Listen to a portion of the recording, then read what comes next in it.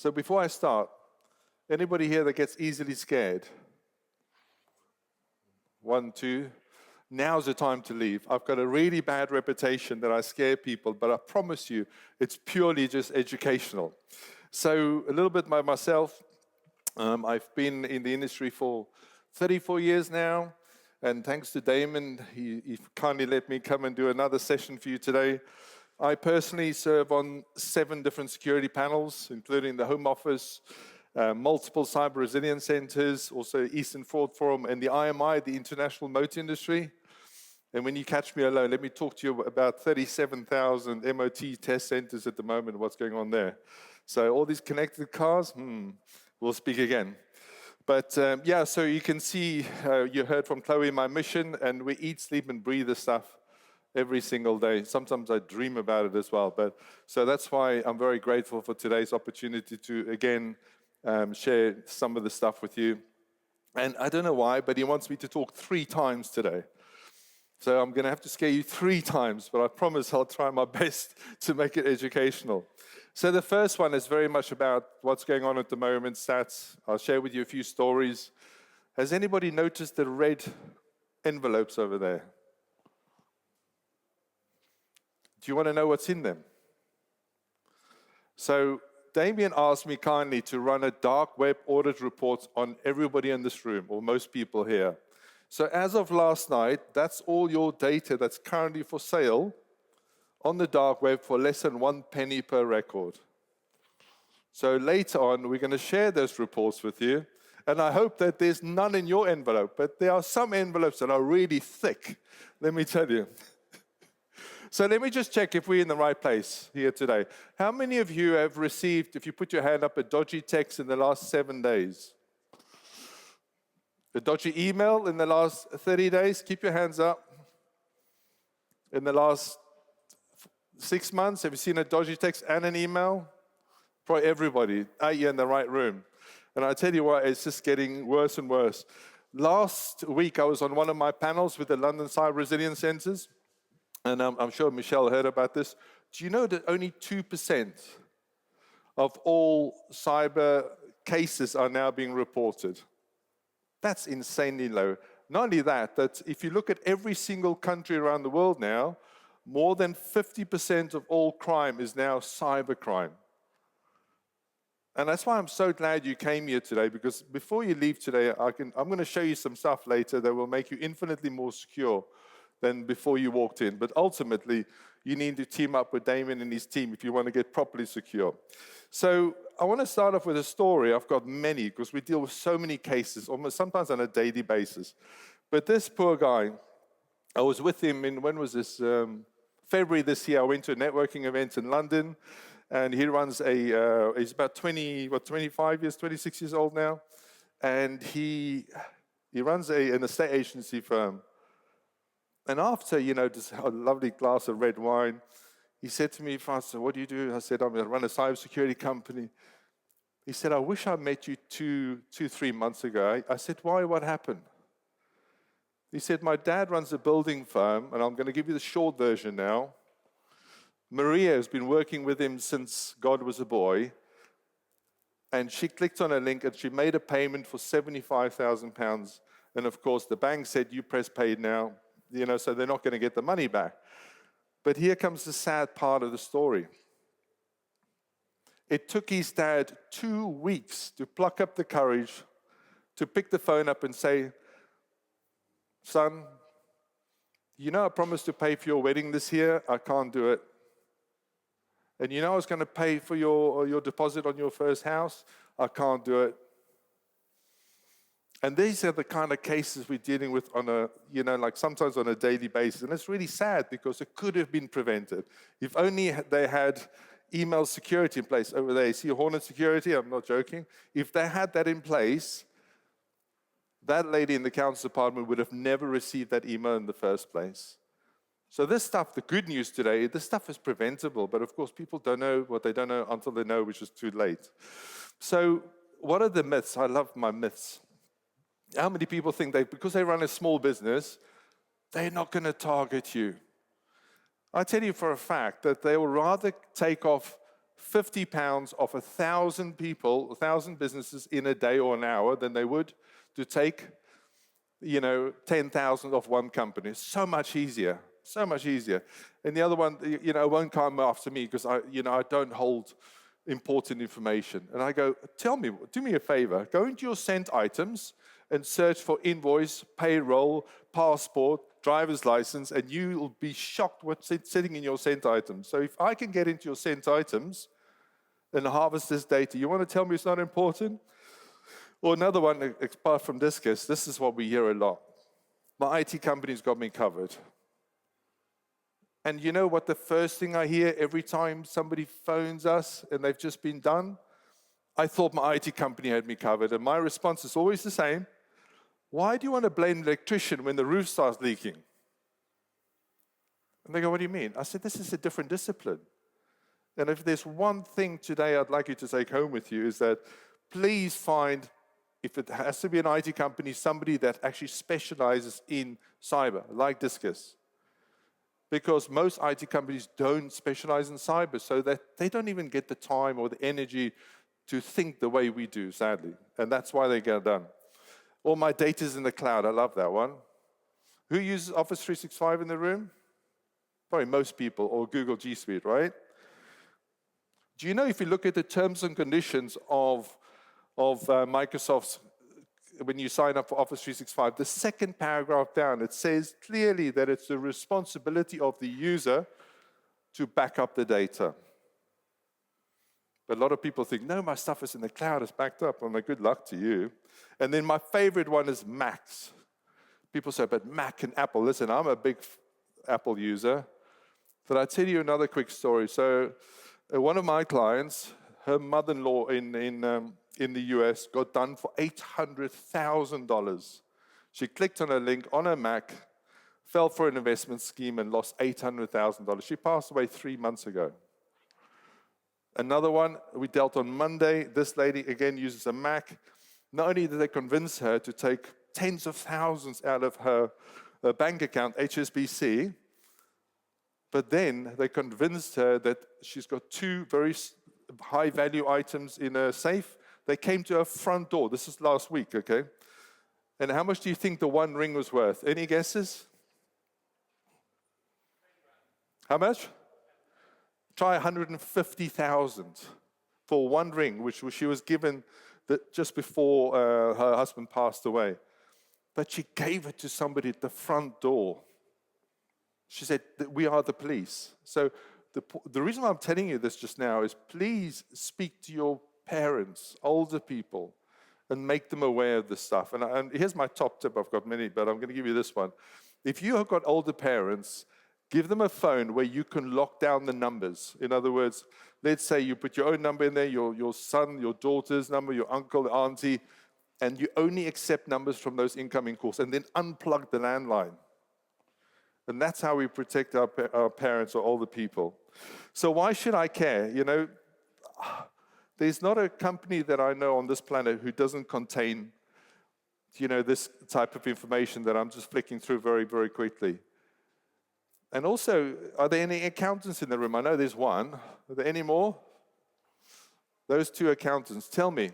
So you have the login details for Xero for all your customers, right? When last did you do an audit to make sure that every customer that you have do not have, number one, dormant accounts because they might have moved from a previous accountant to you, and number 2, that 2-factor authentication is turned on every single account?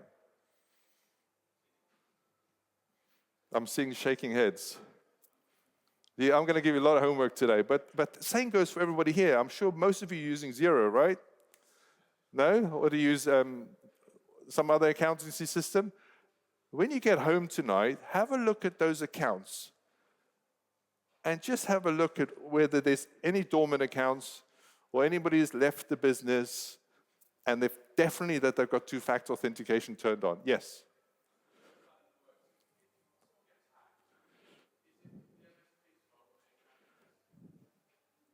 Well, in that scenario,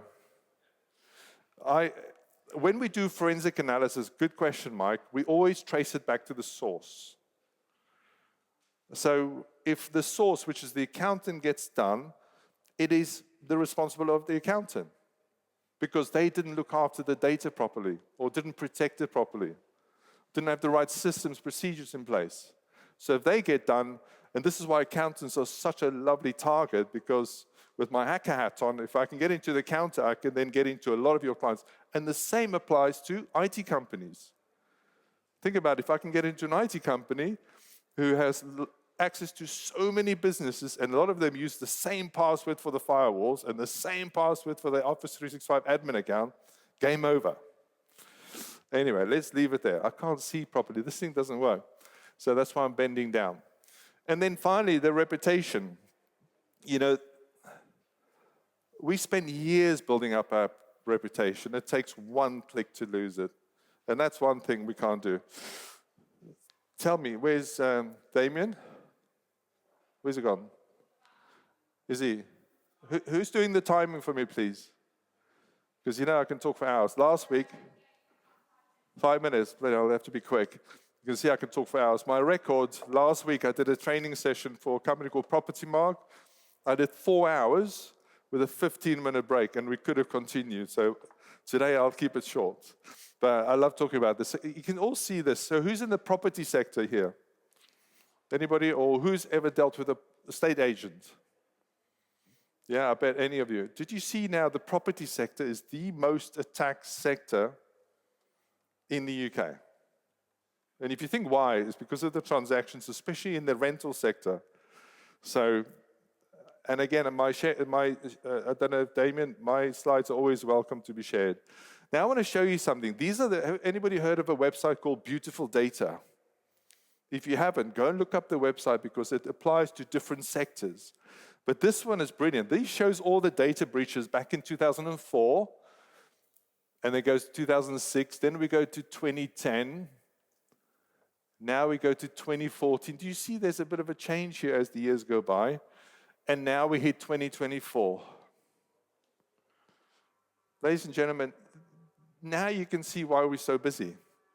Why we've got Michelle here from the Cyber Resilience Center and why they help so many people around, especially in the West Midlands. But this problem is not going away, and this is why I just wanted to make this point. Have you seen this? In January this year, the almightiest of all breaches.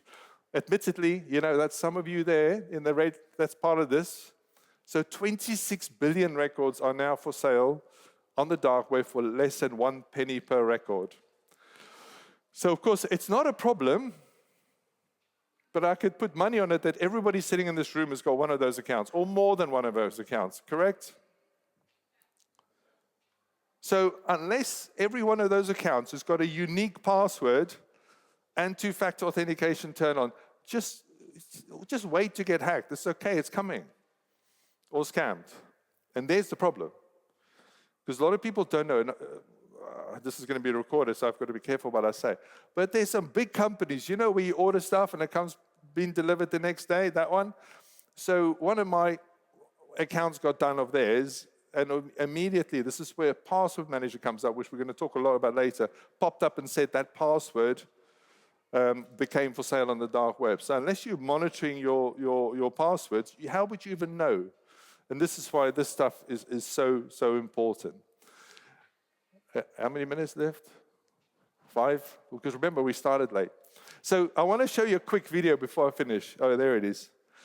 How long do you think it will take somebody, to extract all your data, or a lot of your data? Any guesses there? Who's going to go for 30 seconds? Put your hands up. Okay, good. 1 minute. Now let's see the believers. 1 hour. All right, let's have a look. Oh, hi, can I help? Hot chocolate. What's the name? Joelle. What was the name? Alex. Alex. There you go, Johnny. Cheers. If you like our Facebook page, we give you a free hot drink and a free pastry. We have a new like for Damien. We have a new like for Damien. Hey, Carly, are you standing by? Standing by. Hi there, can I help? Yeah, I just liked your Facebook page. Okay, I'll search Facebook now. I'm searching Google. Have a phone number. I've got his email address. Okay, Carly, are you ready? For information on Damien. Yep, I am. Mother's maiden name is he banks with Carly, this is the goal coming in now with the blue scarf. What's the name? Nicholas. Nicholas. His date of birth, 7th May She lives at 38A. Just be a couple of seconds. 2 children, aged 4 and 6. Previous address. I've got the postcode. Yep, got it. Damien, age 26 and a fitness instructor. How do you know what that? Brody, who goes to UCL. Martin, who went to South Thames College. Assistant psychologist at Great Ormond Street. How did you know? That is. I don't understand. Oh, better? You know I'm a Christian as well. Oh, yeah, we know everything about you, Martin. Thank you. Nice to meet you, Anna from Russia.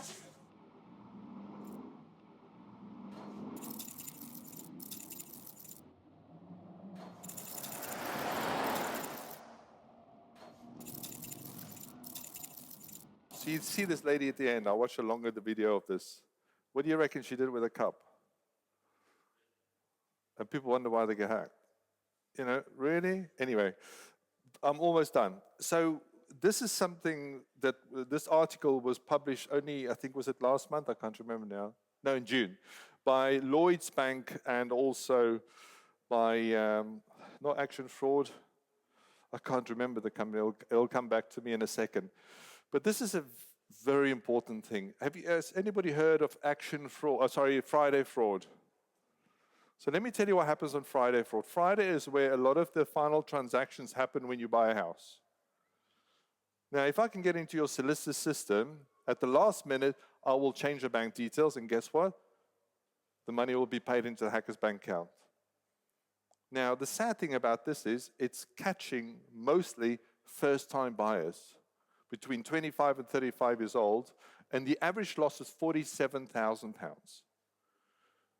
So we're going to talk about supply chain later because we're all part of the supply chain, but imagine your son or your daughter, you've just either given them money or they've saved all their lives and they make their first transaction and their money is gone because the solicitor, going back to your question earlier, wasn't properly protected. So I'll leave that story for another time. No, actually, I'll finish with it. This is my final story on this session. And this young guy, again, he saved all his life, and he finally was ready to buy his house. So exactly this happened to him. This is a friend of mine's sister's son, so it's quite close. But in the end, at the last moment on the Friday afternoon, a change of details was sent in an email, and he paid £47,000 directly to hacker's bank account.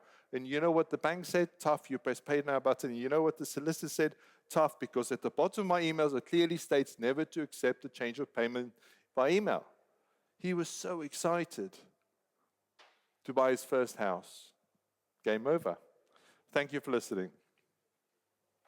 Next one. Thanks, Francis.